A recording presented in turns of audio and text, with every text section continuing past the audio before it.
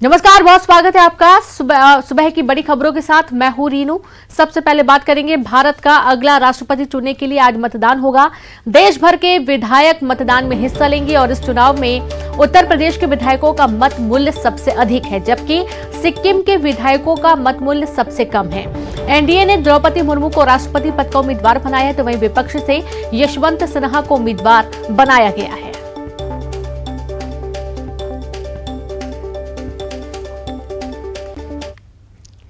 राष्ट्रपति चुनाव के लिए मध्य प्रदेश विधानसभा में विशेष तैयारियां हुई हैं। राष्ट्रपति चुनाव के मतदान के लिए विधानसभा अधिकारी कर्मचारी ने वोट डालने की रिहर्सल की है और आज सुबह 10 बजे से शाम 5 बजे तक मतदान चलेगा। मध्य प्रदेश के 230 विधायक राष्ट्रपति चुनाव के लिए मतदान करेंगे और इसके बाद प्रमुख सचिव विधानसभा एपी सिंह मतपेटी लेकर फ्लाइट से दिल्ली जाएंगे। मतदान को यादगार बनाने के लिए मध्य प्रदेश विधानसभा के इतिहास से जुड़े चित्रों की गैलरी भी लगाई गई है।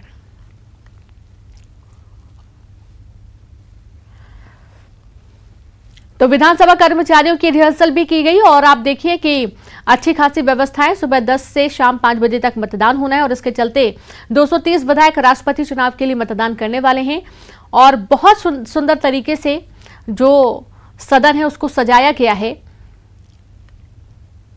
तो प्रमुख सचिव विधानसभा एपी सिंह मतपेटी लेकर फ्लाइट से दिल्ली जाएंगे। मतदान को यादगार बनाने के लिए मध्य प्रदेश विधानसभा के इतिहास से जुड़े चित्रों की गैलरी भी लगाई गई है, जो आप तस्वीरों में भी देखेंगे और इसके लिए रिहर्सल भी कराई गई है। 230 विधायक आज राष्ट्रपति चुनाव में मतदान करने वाले हैं। तमाम तैयारियां की गई हैं और कर्मचारियों की रिहर्सल भी इस दौरान कराई गई।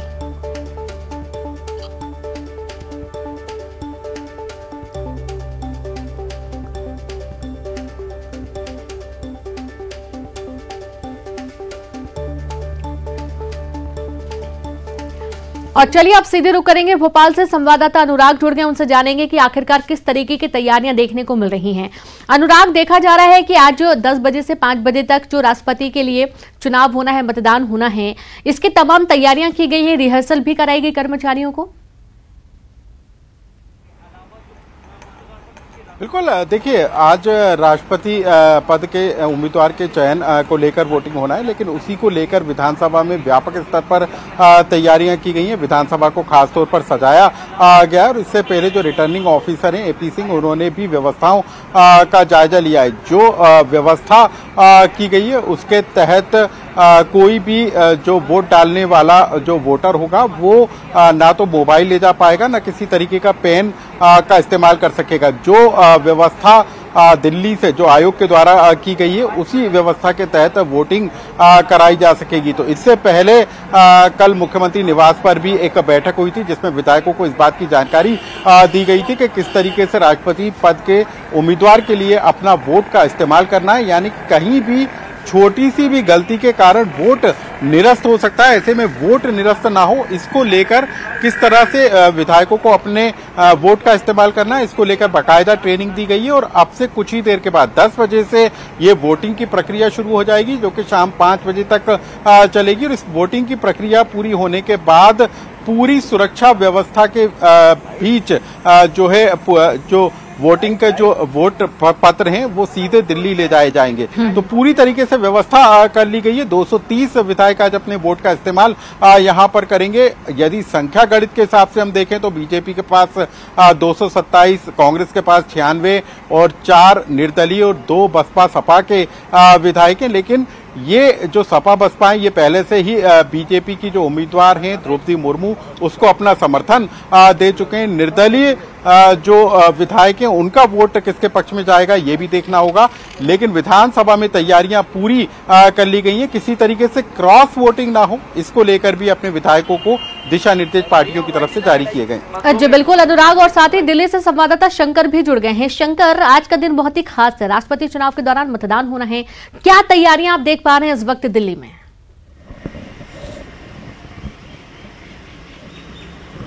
देखिए, निश्चित तौर पे एक बहुत बड़ा कहा जा सकता है कि एक बहुत बड़ी बात है कि एक आदिवासी बहुल की रहने वाली, खुद आदिवासी एक महिला देश की पहली राष्ट्रपति होने वाली है। हालांकि अभी कुछ औपचारिकताएं बाकी हैं क्योंकि आज मतदान होगा और मतदान के बाद और उसके बाद जब रिजल्ट आएगा तो अब लगभग सारी तैयारियां हो चुकी हैं और तमाम जो औपचारिकताएं जो है लगभग वो पूरी कर ली गई हैं।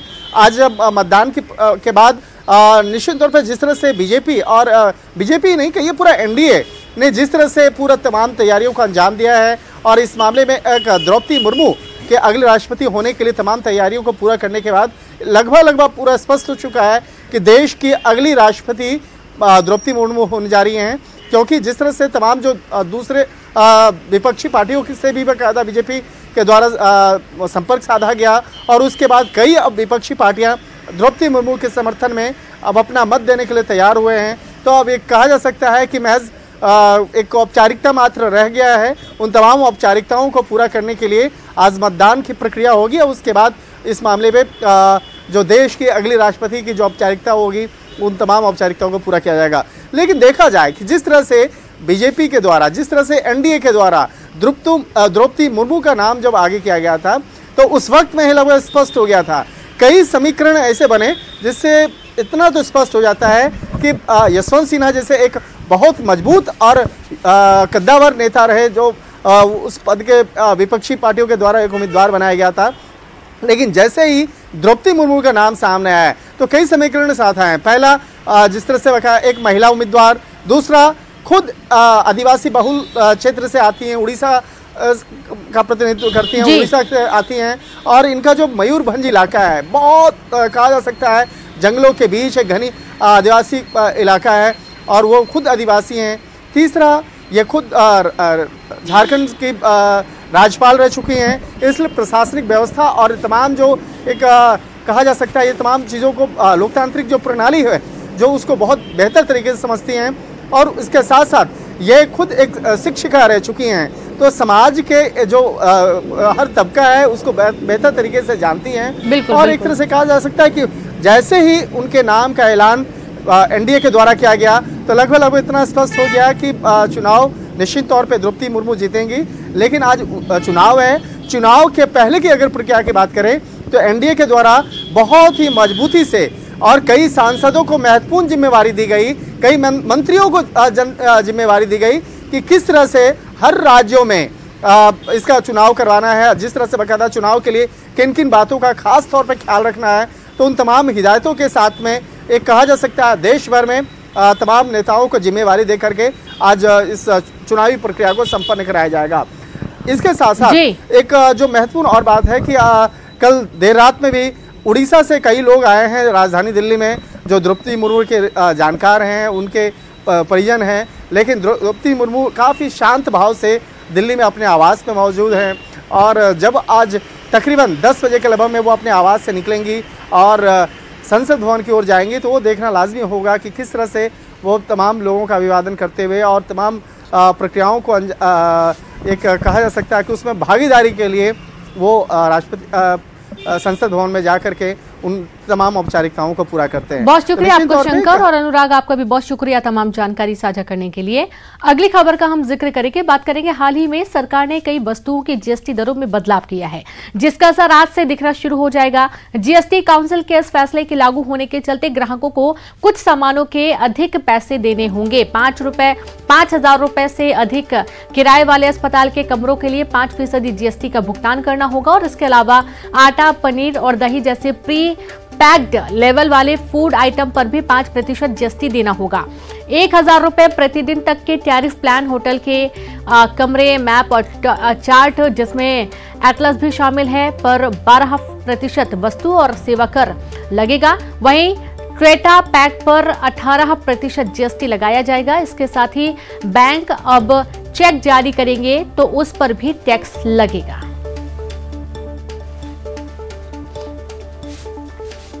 और सीधे रुक करेंगे, रंजना जुड़ी भोपाल से। रंजना, वाकई में एक ये बहुत बड़ा झटका है उन लोगों के लिए भी जो बहुत मध्यम वर्गीय फैमिली से बिलोंग करते हैं, जो निम्न वर्गीय लोग होते हैं। प्री पैक्ड आइटम पर भी जीएसटी लग रहा है जो कि आम जिंदगी में उपयोग होती हैं जो वस्तुएं, यदि वो पैक्ड हैं तो उस पर भी जीएसटी लगेगा। नई दरें आज से लागू हो रही हैं रंजना।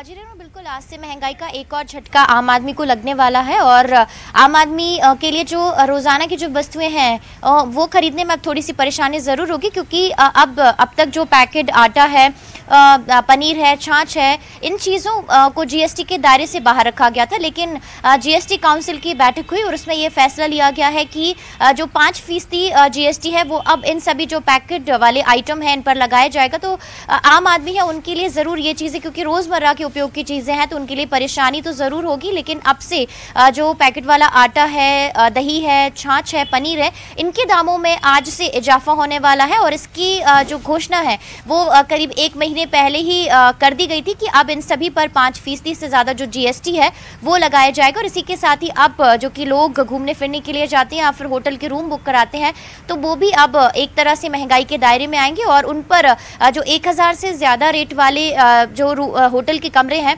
उन पर अब लोगों को 12% से ज़्यादा जो जीएसटी है वो देना होगा। यानी अब आम आदमी की जो जेब है और ज़्यादा भारी होने वाली है और ज़्यादा महंगाई का झटका अब आज से लोगों के लिए लगने वाला है, क्योंकि अब इन तमाम चीज़ों पर 5 से लेकर 12% तक जो जीएसटी है वो लगेगा। और पहले ही देखा जाए रीनू तो पेट्रोल और डीजल के दाम बढ़ चुके हैं, तेल के दाम भी बढ़े हुए थे। ऐसे में आम आदमी वैसे ही महंगाई की मार से थोड़ा सा परेशान नजर आ रहा है और अब एक और झटका महंगाई का आम आदमी पर पड़ने वाला है आज से। रीनू जी बिल्कुल, बहुत शुक्रिया आपका रंजना जानकारी के लिए। तो एक और झटका आम लोगों को पड़ने वाला है। बात करेंगे रतलाम से बड़ी खबर की।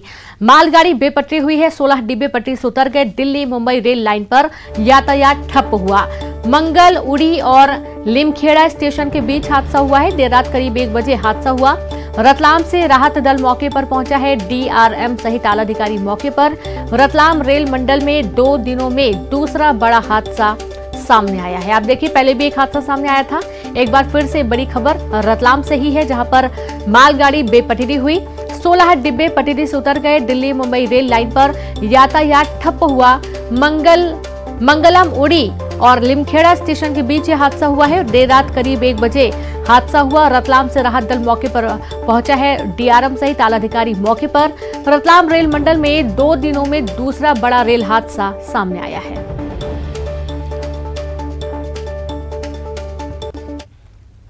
एक और खबर बैतूल से है, जहां उफनती माचन नदी में एक युवक बहने से बच गया। युवक नदी पार कर रहा था, तभी बहने लगा। दूसरी तरफ खड़े 2 युवकों ने उसकी जान बचाई। ये युवक बरसाली के बागदा का रहने वाला बताया जा रहा है। और आपको बता दें कि रोजाना हो रहे हादसों के बावजूद लोग लापरवाही करने से बाज नहीं आ रहे हैं। बारिश की वजह से नदी नाले उफान पर हैं।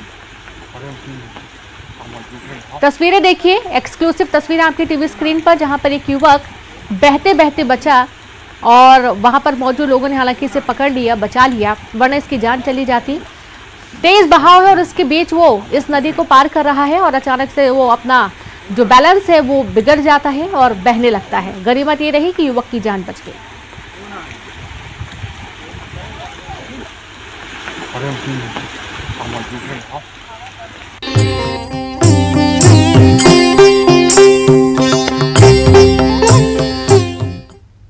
14 जुलाई से सावन मास की शुरुआत हो गई है और आज सावन का पहला सोमवार है। जी हां, हिंदू धर्म में सावन मास का विशेष महत्व है। कहा जाता है कि सावन मास भगवान शिव का सबसे प्रिय महीना है। इस पूरे महीने हर तरफ हरियाली खिल उठती है और इस मास में भगवान शिव की आराधना करने पर मनोवांछित फल की प्राप्ति होती है। सावन मास की शुरुआत ही विश्वकुंभ और प्रीति जैसे शुभ योग के साथ हुई है। सुबह से ही शिव मंदिरों में भक्तों का तांता लगा हुआ है। अगर हम बात करें महाकालेश्वर आने की तो और स्पेशली भस्म आरती की, तो भस्म आरती बहुत ही अच्छी, मतलब सबसे स्पेशल आरती है महाकालेश्वर की। और भस्म आरती की स्पेशलिटी ये है, पूरे 12 ज्योतिर्लिंग में से सिर्फ एक ही ज्योतिर्लिंग है जहाँ पे भस्म आरती परफॉर्म होती है। सो देश भर से, दुनिया भर से लोग यहाँ पे आते हैं स्पेशली भस्म आरती के लिए। विशेष तौर पर आज भगवान महाकालेश्वर की पूजा और श्रृंगार किया गया। भगवान को आज पूर्ण दूल्हे के रूप में ही सजाया गया था, जो आज बड़े दिव्यता से भगवान की आरती पूजा संपन्न हुई। हजारों भक्तों ने इसका दर्शन किया। देश भर के शिव मंदिरों में विशेष पूजा अर्चना की जा रही है। सुबह से ही शिव मंदिरों में भक्तों का तांता लगा है। लेकिन द्वादश ज्योतिर्लिंग की बात ही अलग है। पुराणों के अनुसार जहां जहां ज्योतिर्लिंग हैं उन 12 जगहों पर भगवान शिव स्वयं प्रकट हुए थे। आइए आपको 12 ज्योतिर्लिंग के दर्शन कराते हैं। सबसे पहले आपको लेकर चलेंगे मध्य प्रदेश के उज्जैन, जहां शिप्रा नदी के तट पर स्थित महाकालेश्वर स्वयंभू दक्षिणमुखी ज्योतिर्लिंग है। देश भर में यह तीर्थ स्थान बाबा महाकाल के नाम से प्रसिद्ध है। तो वहीं ओमकारेश्वर मंदिर मध्य प्रदेश में नर्मदा नदी के किनारे मंधाता पर्वत पर स्थित है। सोमनाथ मंदिर गुजरात के काठियावाड़ क्षेत्र में समुद्र किनारे स्थित है और चंद्रमा ने भगवान शिव को आराध्य मानकर पूजा की थी और चंद्रमा को सोम भी कहते हैं, इसलिए इसी नाम पर इस ज्योतिर्लिंग का नाम सोमनाथ पड़ा। मल्लिकार्जुन मंदिर आंध्र प्रदेश के कुन्नूर जिले में कृष्णा नदी के तट पर स्थित है। केदारनाथ धाम उत्तराखंड में अलकनंदा और मंदाकिनी नदियों के तट पर स्थित है। यही श्री नर और नारायण की तपस्थली है। भीमा शंकर ज्योतिर्लिंग महाराष्ट्र में पुणे से करीब 100 किलोमीटर दूर स्थित है। धर्मनगरी काशी में काशी विश्वनाथ का मंदिर गंगा नदी के तट पर स्थित है। ऐसी मान्यता है कि हिमालय छोड़कर भगवान शिव ने यहीं अपना स्थायी निवास बनाया था। त्र्यंबकेश्वर मंदिर महाराष्ट्र के नासिक से 30 किलोमीटर पश्चिम में स्थित है। गोदावरी नदी के किनारे स्थित यह मंदिर काले पत्थरों से बना है। नागेश्वर मंदिर गुजरात में द्वारकापुरी से 17 मील दूर स्थित है। कहते हैं कि भगवान शिव की इच्छा अनुसार ही इस ज्योतिर्लिंग का नामकरण किया गया है। बाबा बैजनाथ मंदिर झारखंड के देवघर जिले में स्थित है। कहा जाता है कि एक बार रावण ने तप के बल से शिव को लंका ले जाने की कोशिश की, लेकिन रास्ते में व्यवधान आ जाने से शर्त के अनुसार शिव जी यहीं स्थापित हो गए। रामेश्वरम मंदिर तमिलनाडु राज्य में स्थित है। ऐसी मान्यता है कि रावण की लंका पर चढ़ाई से पहले भगवान राम ने जिस शिवलिंग की स्थापना की थी वही रामेश्वर के नाम से विश्व विख्यात हुआ। शिव का 12वां ज्योतिर्लिंग घृणेश्वर के नाम से प्रसिद्ध है और इसे घुमेश्वर के नाम से भी जाना जाता है। यह मंदिर महाराष्ट्र के दौलताबाद से लगभग 18 किलोमीटर दूर स्थित है।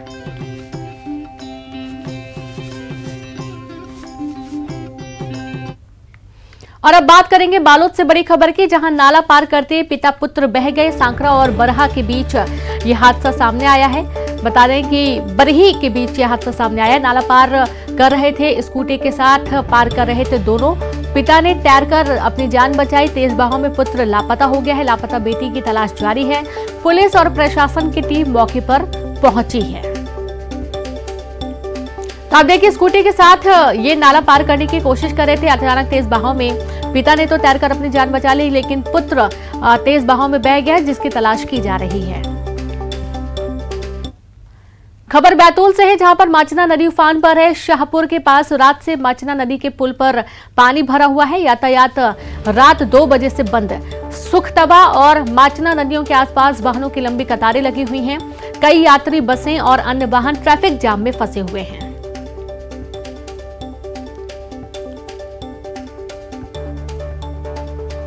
तो शाहपुर के पास रात से माचना नदी में जलस्तर बढ़ा हुआ है।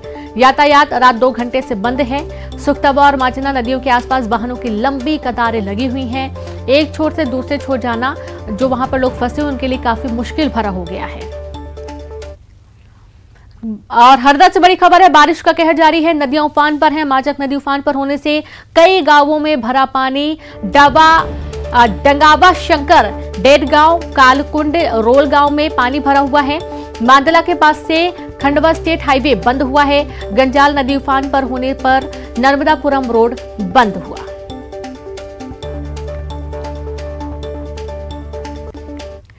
तो नर्मदापुरम से बड़ी खबर मिल रही है, जहां पर सुखतवा पुल क्षतिग्रस्त हो गया है। नागपुर भोपाल हाईवे बंद हुआ। बीते महीने हुआ था वैकल्पिक पुल का निर्माण, जहां अप्रैल में ट्रॉले की वजह से क्षतिग्रस्त हुआ था पुराना पुल। बाढ़ के कारण अब नया पुल भी क्षतिग्रस्त हो गया है। तो आपको याद होगा, आपको खबर भी दिखाई गई थी, काफी पुराना ये पुल था जो कि क्षतिग्रस्त हो गया था ट्रक की वजह से। और अब एक बार फिर से जो वैकल्पिक व्यवस्था की गई थी, जो नया पुल बनाया गया था, वो भी बाढ़ के कारण अब क्षतिग्रस्त हो गया है। तो नर्मदापुरम से आपको ये बड़ी खबर दे रहे हैं, जहां पर सुखतवा पुल क्षतिग्रस्त हुआ। नागपुर भोपाल हाईवे बंद हुआ है। बीते महीने वैकल्पिक पुल का निर्माण किया गया था। अप्रैल में ट्रॉले की वजह से क्षतिग्रस्त हुआ था ये पुराना पुल। बाढ़ के कारण अब नया पुल क्षतिग्रस्त हो गया है। और ये जो पुराना पुल था, ये अप्रैल के महीने में ही टूट गया था। यहाँ से ट्रक निकल रहा था ट्रॉला, और इस दौरान ये टूट गया था। हालांकि एक बड़ा हादसा होते होते बचा था। कई लोग की जान भी जा सकती थी, लेकिन गनीमत ये रही कि बहुत जनहानि भी नहीं हुई और कोई नुकसान ज़्यादा किसी को नहीं हुआ था। संवाददाता शैलेंद्र कौरव जुड़ गए। शैलेंद्र, एक पुराना पुल टूटा, नया पुल बनाया गया, देख रहे हैं कि वो भी टूट गया है। जी, सुखतवा नदी का ये पूरा मामला है। अप्रैल माह में एक पहले की टक्कर से जो पुराना पुल था वो टूट गया था। उसके बाद अस्थायी पुल का निर्माण कराया गया था और ये अस्थायी पुल भी आज क्षतिग्रस्त हो गया है, जिससे नेशनल हाईवे बंद है।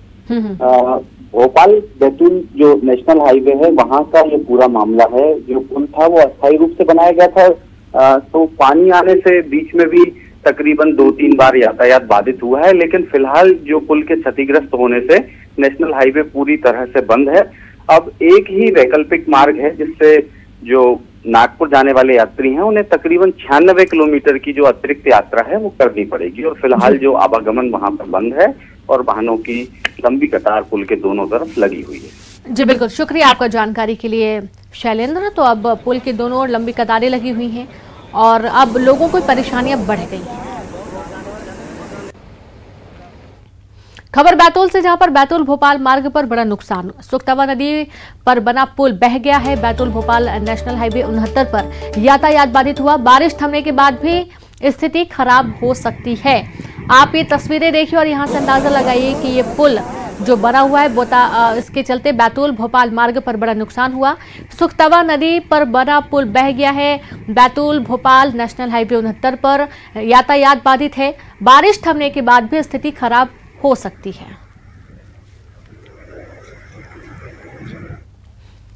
और इसी के साथ इस बुलेटिन में इतना ही। नमस्कार।